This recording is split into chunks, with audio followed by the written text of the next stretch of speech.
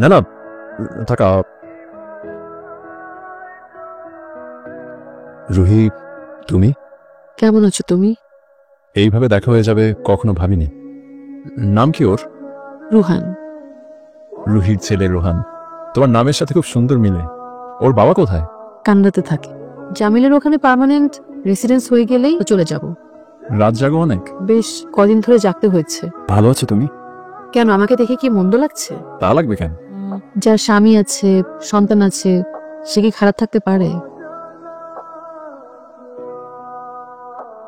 কোথায় যাচ্ছ তুমি?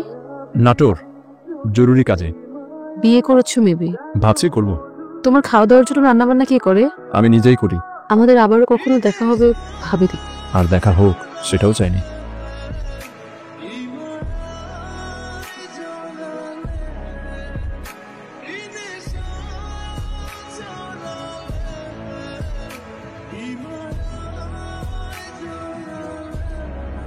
আমি বৃষ্টি বিলাসী, ছাতা ধরে লাভ নেই। বৃষ্টিরা আজ আপনার হাসিতে বিমোহিত।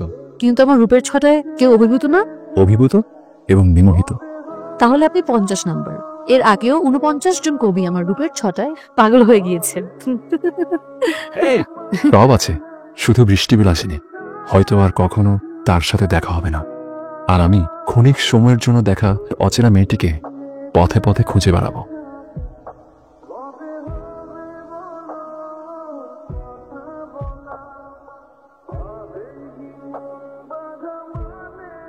বৃষ্টি বিলাসী, আপনি আপনি এইখানে? আপনি আমাকে দেখে খুব অবাক হলেন। আমি তো ভাবতেই পারিনি যে আপনার সঙ্গে আমার আবার দেখা হবে। আপনি কি আমাকে খুঁজছিলেন? বাসা যেতে হবে, সুতরাং বিদায়। যেতে নাহি দেবো হাই, তবু যেতে দিতে হয়। এখন আপনি যেগুলো করছেন এগুলোকে বলে ছ্যাবলামি। রাস্তা মাপেন। অপেক্ষার পর আসে প্রেম। আপনার নাম? নাম দিয়ে কি আসে যায়? বেনামেই থাকি, সেটাই ভালো। আর আমার মনটা সেই নামটা জানতে চায়। আমার নাম রুহি। মিষ্টি একটা নাম। আমি আসি। আর শুনুন, আমাকে নিয়ে কোনো রকমের স্বপ্ন দেখা যাবে না। আপনি? আবার দেখা হয়ে গেল আপনার সঙ্গে। আচ্ছা, আপনি কি করেন? একটা কোম্পানিতে এক্সিকিউটিভ পদে আছি, ছোট চাকরি। পড়াশোনা করেন? Final year. এত কিছু একসাথে ম্যানেজ করেন কিভাবে? যেভাবে আপনি আপনার চাকরি আর আমার পিছনে ঘুরঘুর করা ম্যানেজ করেন। আপনার সঙ্গে আমার কাকতালীয় ভাবে দেখা হয়ে যায়, তো আমি কি করব? আপনি কি চান বলেন তো? বৃষ্টি বিলাসীর স্বপ্নে বিভোর থাকতে। ছেলেটার চোখে অচেনা একটা আবেগ আছে। আমি তো এই আবেগটাই খুঁজে নিই। সন্ধ্যা হয়ে গেছে, আমি তাহলে বাসে যাই। আপনাকে এগিয়ে দেই? লাগবে না। রুহি, আমি পৃথিবীতে তোমার জন্য বেঁচে থাকতে চাই। এভাবেও ভালোবাসার কথা কেউ হঠাৎ বলতে পারে?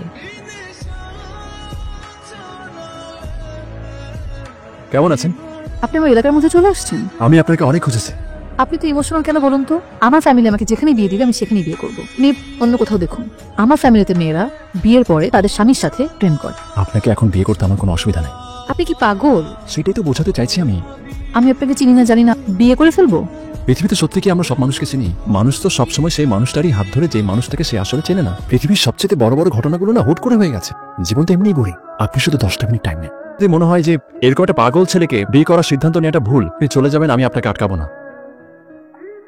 কি করবো আমি? এই প্রথম কেউ আমাকে পাগলের মতো ভালোবাসতে চাইছে। ইচ্ছে করছে ওকে ফিরিয়ে দেই। এখন ফিরিয়ে দিলে সারা জীবন আফসোস করে মরতে হবে না তো? বিশেষ কিছু পাওয়ার জন্য তো ভাবতে হয় না। চলো বিয়েটা করে ফেলি। কি রে রাশেদ? মা, ওর নাম রুহি। আমরা বিয়ে করছি মা। কি? তুমি উত্তেজিত হই না মা। এই মাকে পায়ে ধরে সালাম করো। মা, তুমি এমন করছো কেন? সারা জীবন আমি তোকে কষ্ট করে মানুষ করেছি।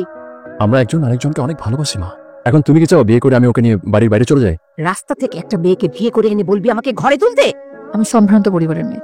এই বিয়ে আমি কখনোই মেনে নেব না। মা, আমি তো তোমারই ছেলে না? তুমি কি আমাকে ক্ষমা করতে পারো না মা? আমি মানুষের সামনে কিভাবে মুখ দেখাবো? তাহলে আমি রুহিকে নিয়ে বেরিয়ে যাচ্ছি।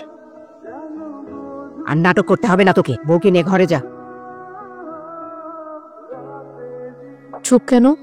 পুরোনো দিনের কথাগুলো ভাবছিলাম। জীবন তো একটা বহমান নদীর মতো। নদীর স্রোত যেমন পেছনে তাকায় না, আমিও তেমন পেছনে তাকাই না। মানুষ অতীত হয় না, অতীত হয় সময়। আমি তো আজন্মকাল, আমি তো তোমার প্রতি বিমুগ্ধ হয়ে অনাদিকাল বাঁচার স্বাদ নিতে চেয়েছিলাম। এখনো আমার ভেতরে বোবা কান্নারা ডুকরে ডুকরে কাঁদে তোমার জন্য। তাড়াতাড়ি বিয়ে করে ঘরে একটা বউ নিয়ে আসো। আমি তোমার পছন্দের বউ কখনোই হতে পারিনি। আমি নাটোরে যাচ্ছি বিয়ের কথা পাকাপাকি করতে। তুমি অন্য কারো হাত ধরবে এটা কেন যেন মানতে কষ্ট হচ্ছে। তো অবশেষে আপনার বনলতা সেনকে ধরলেন। বৌমা, এটা কি?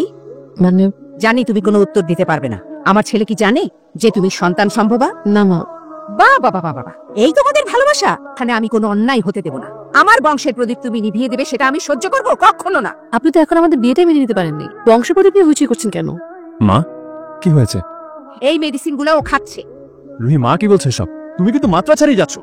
আমি কোন বয়সে বাচ্চা নিব? কান খুলে শুনে রাখো, আমি এখন বাচ্চা নেওয়ার জন্য প্রস্তুত না। তাই এটা বিয়ে করো, যাও। রুহি এই, আমি তোকে আগেই বলেছিলাম এই মেয়ের মধ্যে কোনো ঝামেলা আছে। আমি কাল বাড়ি ছেড়ে চলে যাব। আমার ছেলের জীবনটা ছারখার করে এখন যাবে না তুমি? যত সব। কেমন আছো? যেমনটা তুমি রেখে গিয়েছো। আমি তোমাকে একটা কথা বলতে চাই। বাচ্চাটা মিসক্যারেজ করেছে। কি বলছো তুমি সব? কারণ তোমার আমার সম্পর্কের মধ্যে ইগো বাসা বেঁধেছে। তুমি আমার সঙ্গে প্রতারণা করছো রুহি। আমি যে তোমাকে ভালোবেসে এক কাপড় বাসা থেকে বেরিয়ে গিয়েছিলাম। তুমি আমাকে এইভাবে শূন্য করে দিতে পারো না রুহি। মাত্র 7 মিনিটের সিদ্ধান্তে তোমাকে বিয়ে করেছিলাম। দেখ তো কিসের চিঠি আসছে। রুহি আমাকে ডিভোর্স দিয়েছে না। আমার ছেলেটার জীবনটা ছারখার করে দিয়ে চলে গেল। এছাড়া আর কোনো উপায় ছিল না। আমাকে আমার মতো থাকতে দাও, তোমার মতো জীবন গুছিয়ে নাও। আমি কি পরিমাণ বিপর্যস্ত এটা যে তুমি ডিভোর্স পেপারটা উজ্জ্বল করো প্লিজ। সেটা আর কখনো সম্ভব না আসে। একটা কথা বলবে, তোমার কি আমার কথা একবার মনে পড়েনি? কষ্টের প্রলেপ মনের দেয়ালে জমে অনুভূতি শূন্য হয়ে গেছিল। বৃষ্টি দেখলেই তোমার কথা খুব মনে পড়ে। সুন্দর একটা জীবন গড়ো। হয়তো জীবন গড়বে, তবে জানো কিছু সম্পর্ক গড়ে ওঠে ভালোবাসার টানে। তবে কিছু গড়া সম্পর্ক ভাঙে ইগোর টানে। তুমি কি শ্বশুর বাড়ি যাচ্ছ? না, মায়ের কাছেই থাকি। দিনাজপুর যাচ্ছি, আত্মীয় বাসায়। তুমি বাবুকে একটু দেখে রাখতে পারবে? আমার কাছে দাও। এই যে কি বাবা।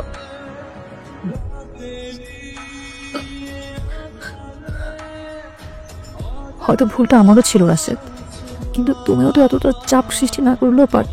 আমি তো তোমাকে সারা জীবনের জন্য ভালোবেসেছিলাম। ও সরি। কাছে নাটোর স্টেশন চলে আসবে কিছুক্ষণের মধ্যে। আমার নামতে হবে। নামতে তো হবেই। ভালো থেকো রাশেদ। তুমিও ভালো থেকো। আমি আসি। ভালো থেকো। রোহান যখন বড় হবে ওকে আমার কথা বলো না কখনো। তোমার এই প্রস্থানে একটা অজানা ব্যথা কাজ করছে। আমি চাই না রাশেদ তোমার সাথে দেখা হোক।